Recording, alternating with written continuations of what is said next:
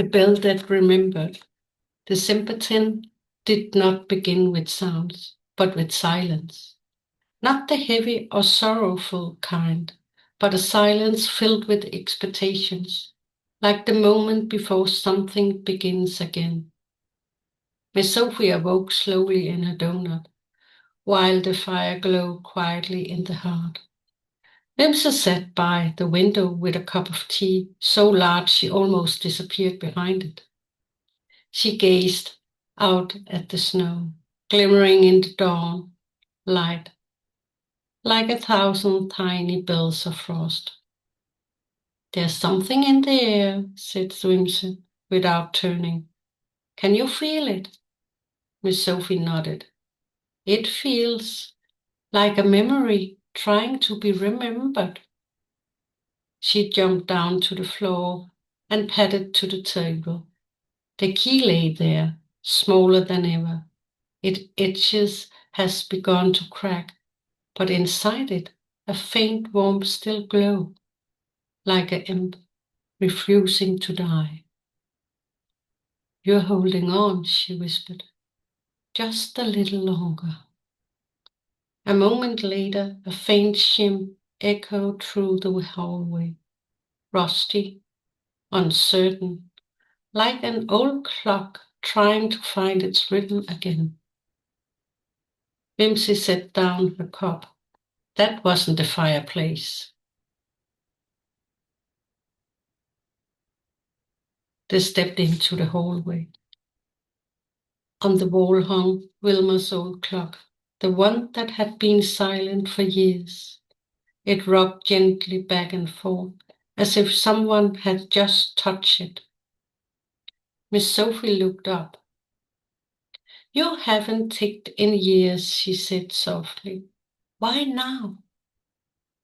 In answer, the clock began to move with hands, hesitantly at first, then faster.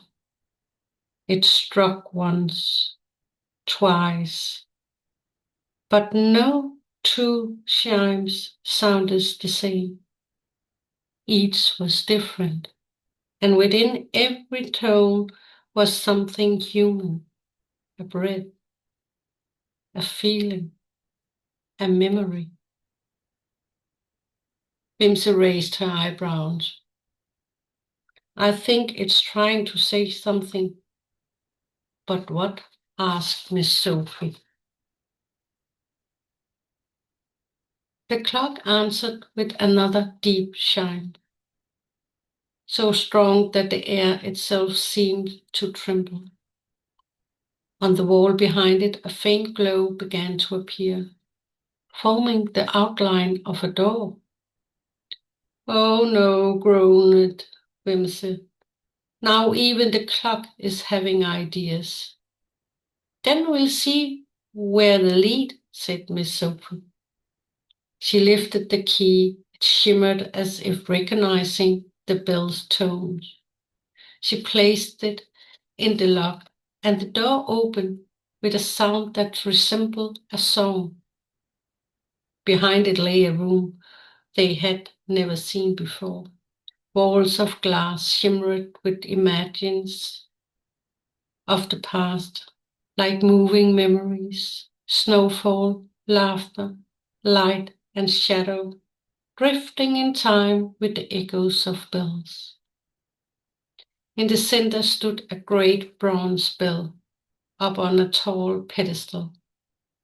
It had no cracks, no rust, only a soft inner glow, as though it still remembered the sun. Miss Sofie approached. It's different from the others. It is the one that remembers, said a voice. Not Wilma's, but new. A woman's voice, warm of golden. Every time a light was lit, it kept its sounds. Every time a heart beat for Christmas, it kept its rhythm. Miss Sofie looked around, but saw no one. Who are you? I'm the soul of the bell, the voice replied, the one who gathers the tone of time. And you, little dog, carry the final one. The key around Miss Sofie's neck began to glow. A clear, bright tone stood up in the air.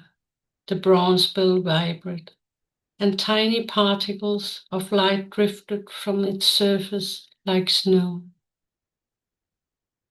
Wilma stood in awe. Sofie, it's singing with you. Miss Sofie felt something within her respond, not in words, but in feeling, like a memory she hadn't known she carried. She saw Wilma's eyes before her, not as a ghost, but as warm as the echo of love itself. Then the bell tones changes, deepening, darkening. A cold wind swept through the room, and the glowing image on the walls began to flicker. The shadow, whispered Wilma. It's found us again. Miss Sofie stepped forward. You won't make me silent. She placed her paw on the bell, feeling its warmth flow through her. Remember what was, she said softly. Remember what we love. The tone shifted.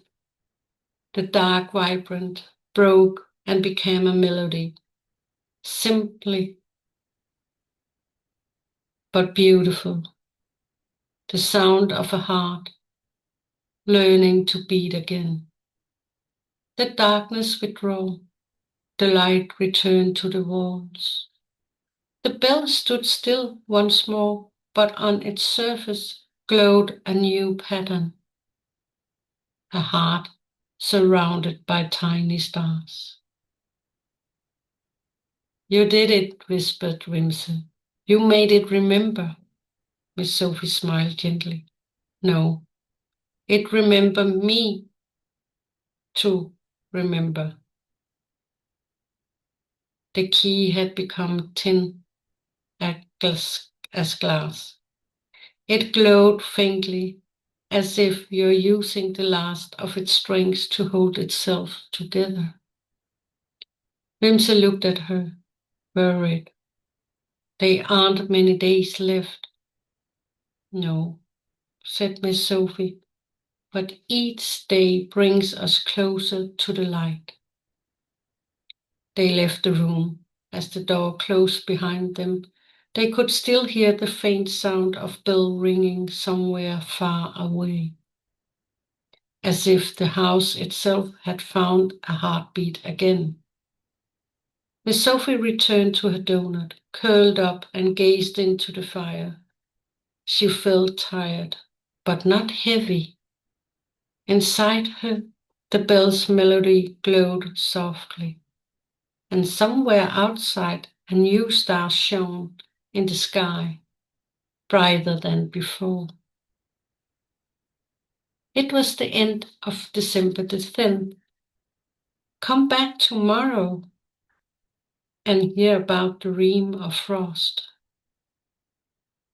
Merry Christmas.